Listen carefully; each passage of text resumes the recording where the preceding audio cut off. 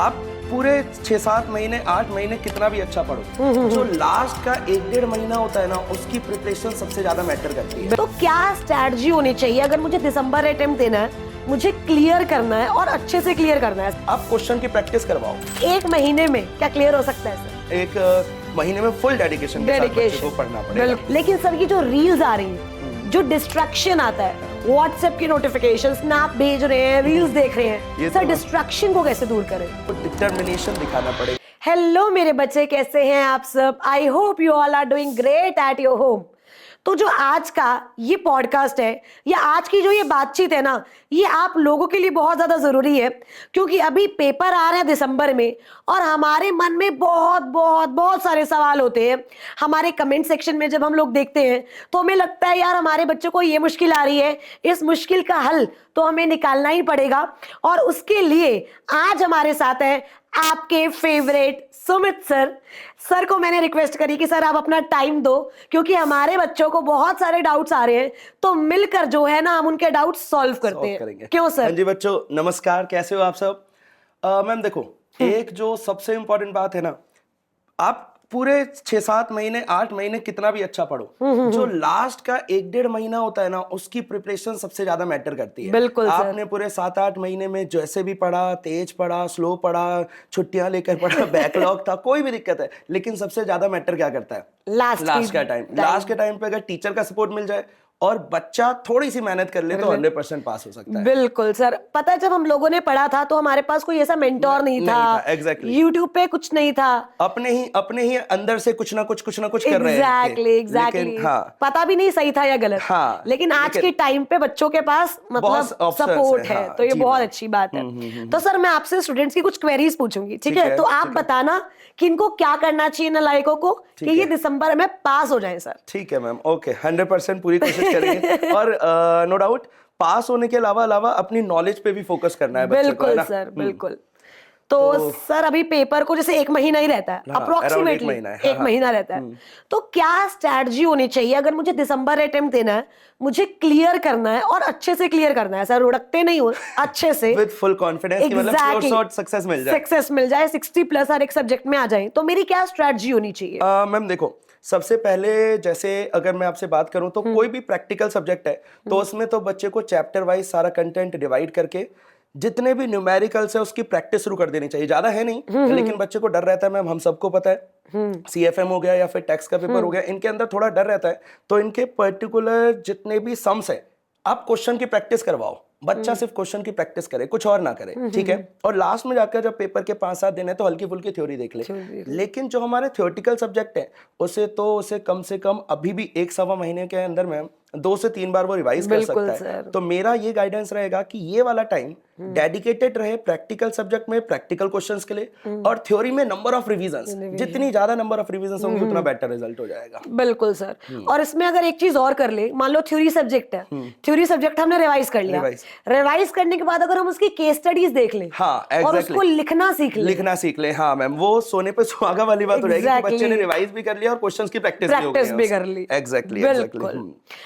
Sir हमारे छोटंकु थोड़े से जो बच्चे जिन्होंने पढ़ा नहीं, मतलब इनको मैं कवर कर रही हूँ, इन्होंने अच्छे से नहीं पढ़ा, अब इनको क्या लगता है कि 1 महीने में क्या क्लियर हो सकता है सर? मैम देखिए, अगर मैं अपने दोस्तों को देखूं या मैंने बहुत बच्चों को देखा हुआ है कि वो पूरे साल या पूरे सेशन मौज में रहते हैं, लेकिन लास्ट के 1 महीने में हम बड़ी अच्छी मेहनत कर लेते हैं और वो पास हो जाते हैं। तो मतलब अगर हम ये चांसेस निकालें कि लास्ट महीने में पढ़कर पास हो सकते हैं तो विदाउट एनी डाउट हाँ निकाल सकता है, लेकिन हाँ डेडिकेशन में 1 महीने में फुल डेडिकेशन के साथ बच्चे को पढ़ना पड़ेगा। बिल्कुल।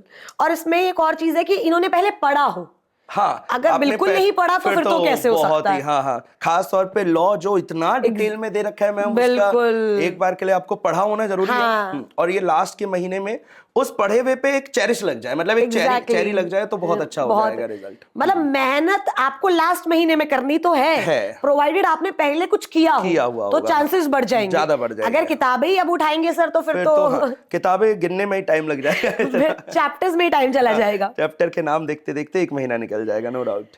सर अब ये प्रॉब्लम है ना सर, ये मेरी भी है, मतलब मेरे को लग रहा है हम सबकी ही है, और बच्चों की तो बहुत ज्यादा है। क्या? हमारे तो पेपर क्लियर हो गए, अभी इनके रहते हैं, लेकिन सर ये जो रील्स आ रही है, जो डिस्ट्रैक्शन आता है, व्हाट्सएप की नोटिफिकेशन, स्नैप भेज रहे हैं, रील्स देख रहे ये हैं, तो सर डिस्ट्रैक्शन को कैसे दूर करें?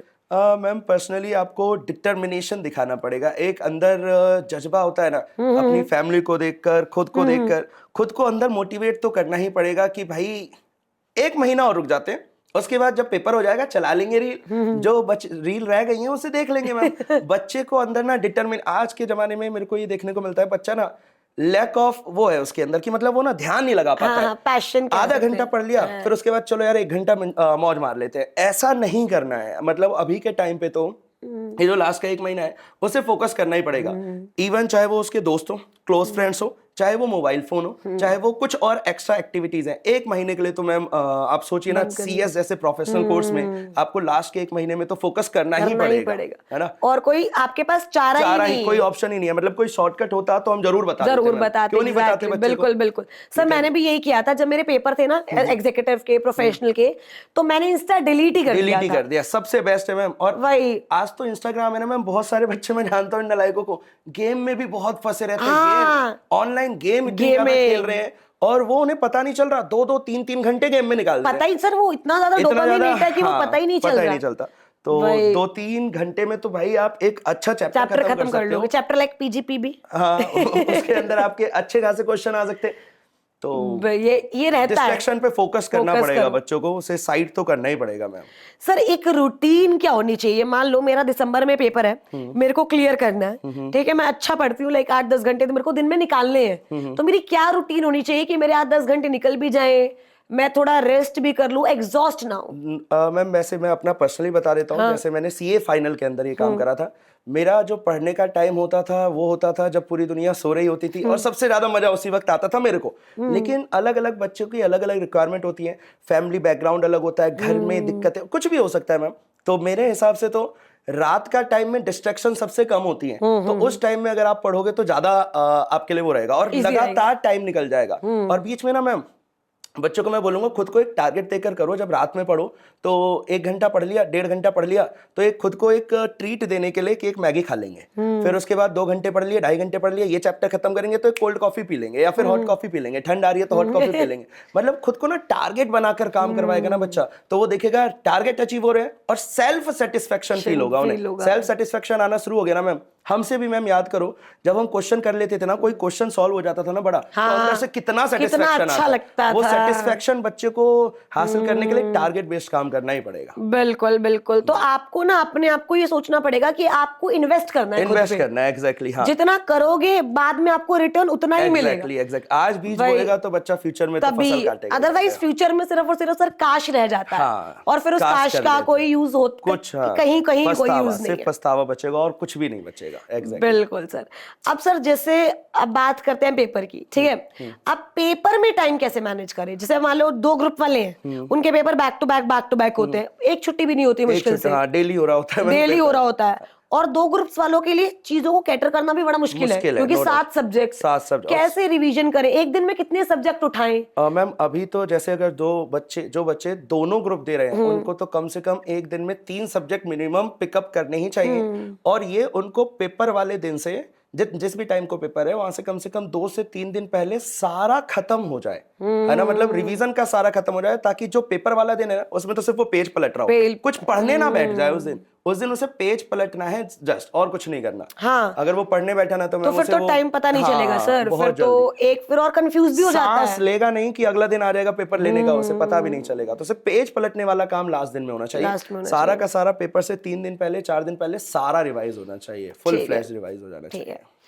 सर अब एक बात, अब जैसे हम लोग पढ़ा रहे हैं ना इन बच्चों को, तो आपको भी पता है इनसे ज्यादा पेपर की टेंशन हमें है। नो डाउट मैम, ठीक है। मतलब मेरे को ऐसा लगता है कि इनको स्ट्रेस है, मानते हैं, लेकिन हमें भी इक्वली है सर। और बच्चा कैसे पास होगा, मतलब जब भी हमारी बात होती है, टीम से बात होती है, तो यही सबसे पहला क्वेश्चन यही होता है कि बच्चा पास हो जाएगा, बच्चे के लिए क्या लेकर आए, कैसे लेकर आए, कि उसे थोड़ा सा खुद में कॉन्फिडेंस आए।